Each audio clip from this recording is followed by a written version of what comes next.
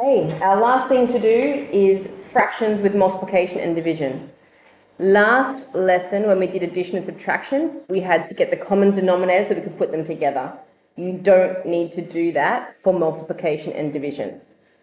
We're going to start with multiplication, and then division is actually very similar. When you are multiplying fractions, you want to see if you can cancel things, so simplify the fractions down. And you can do that by cancelling anywhere on the top with somewhere on the bottom. Now, usually, most of the time, it tends to work on the diagonals. So you might look at the 5x and the 4x, and you go, is there things in there that I can cancel? Is there? Is there something in common that is in both of those? Yes. The x. So if that happens, you can go, oh, let's just cross out the x, the cancel it from the top and the bottom. You also look for number factors.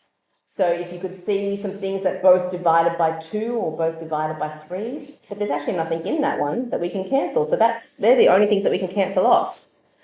Once you've cancelled everything that you possibly can, then you just times the top together. So you go 5 times 3 is 15. And then you times the bottom together. 7 times 4 is 28. And if you're unsure, you can go to your calculator and type in 15 over 28, press equals, and see if you've missed simplifying anything. Because if you press equals and it changes down to something else, it means there was more cancelling. And you could then just cancel again later. All right? That's it. That's all we have to do. Let's try it again. Next one. Let's check our diagonal. 3x and 6. The 6 and 3, what can you divide by? Well, you'll get 2 when you divide by 3, right? So what you're doing is you divide 3 by 3 and you'll get a 1. And 6 divided by 3 is a 2. Check your other diagonal. So you look at the 7 and the 1, but 1's never going to get any smaller. So that diagonal, there's nothing that I can cancel there. Okay, so I've cancelled all I can cancel. Let's times what is left. On the top, we have 1x times 1. What would that be? Just x, good. Because x times 1 is just x. On the bottom, we have 7 times 2, which is 14. And we're done. Yeah? No, it can be anywhere top with anywhere bottom.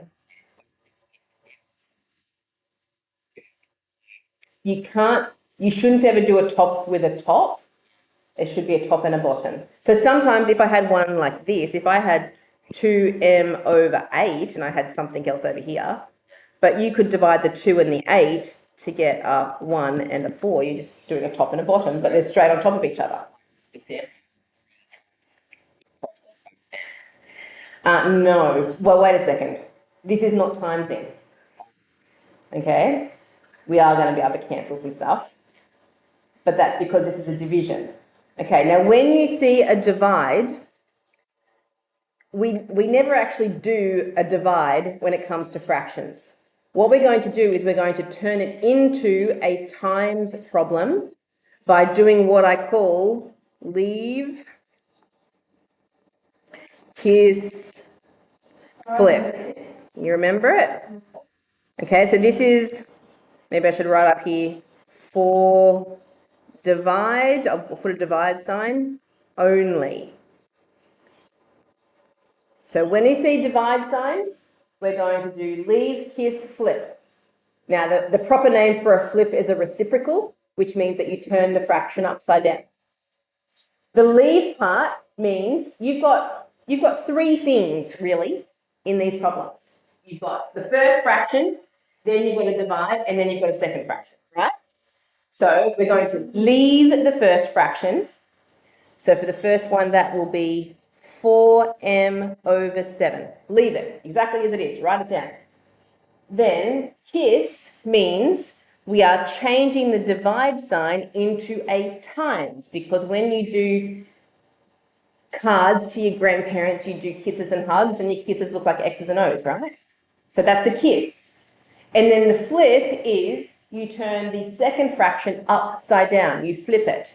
and it is 3p over 2m. Okay, now by doing that, it is now a multiplication problem, and I do what I did for those first two. I check my diagonals to see what I can cancel. And guess what?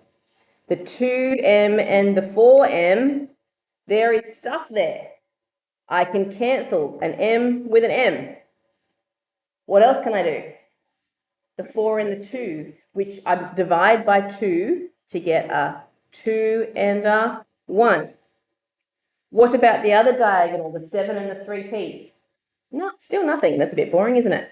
Okay, so let's times what's left. We times across the top. 2, we've got the red 2. 2 times 3p makes 6. Did you say 6? 6p, good. On the bottom, we have 7 times 1, which is just 7. And that's it. Let's do it again. We are going to leave the first fraction because of the divide. We're going to leave it. We kiss the divide sign, which turns it into a times.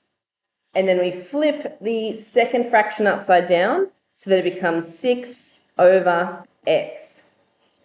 And now we're timesing and we're trying to cancel top and bottom. The x and the x. Excellent. Aha, excellent. Anyway, bad math joke. What about the other diagonal? 9 and 6. Yes, we can divide by 3. 9 divided by 3 is 3. 6 divided by 3 is 2. Excellent. And let's times what's left. On the top, we have a y times 2. Yes, put the 2 first. Excellent. 2y over. Only thing left on the bottom is our 3. So it's just 2y over 3. Okay, some more.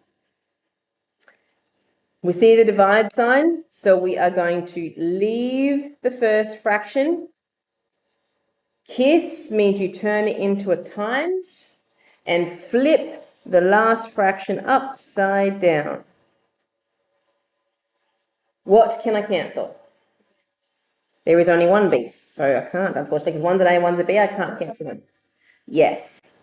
So I'm dividing by 5, which will give me a 2 here and a 1 there.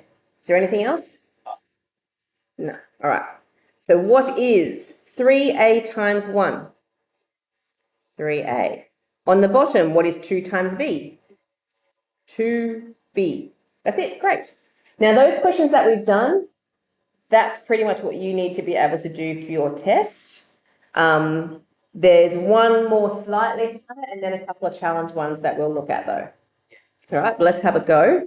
In this last one before the challenge, this is a bit harder because we have 3 fractions.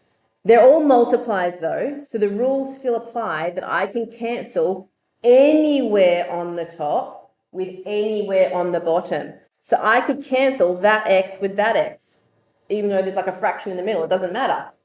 Top and a bottom, I cancel them off. Yes, what would you get? Yes, so dividing by 11, we get a 1 and a 2. What else can I cancel? The 6 and the 12 would give you a... You are good at this. Well done.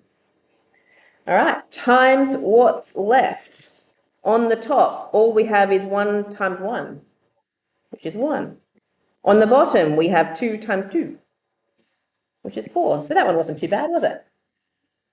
All right, challenge time. And these ones look bad, but I think they're actually nicer than the challenge ones we were doing last lesson because they look bad because of all the brackets.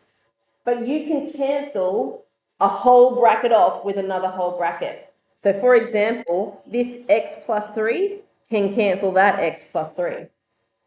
And all that's left is 2 bracket x minus 1, and that's all you need to do. You're done. In the last question, we have an x minus 2 that can cancel an x minus 2. The x plus 7 and the x plus 6, they're different, so they can't cancel. What about the numbers? We have a 3 that can cancel a 3. What about the 5 and the 10? Yeah, we're dividing by 5, so we'll get a 1 here and a 2 there. Okay, so now you have to try to neatly write what's left. On the top, we have a 1 in the bracket x plus 6. Now, you don't need to put a 1 in front of a bracket because it just means you've got one of them. And if there's no other numbers, you don't even need the brackets because there's nothing to times it by anymore. So you can put them there. It's not wrong if you do. But when there's nothing else there, you don't even need the brackets. On the bottom, I still have the 2, which I'm going to move to be out the front. And I have the bracket x plus 7. That's it. All right. So we're going to finish off these next few pages in exercise 17. And then we've finished our booklet and ready to do revision for our tests.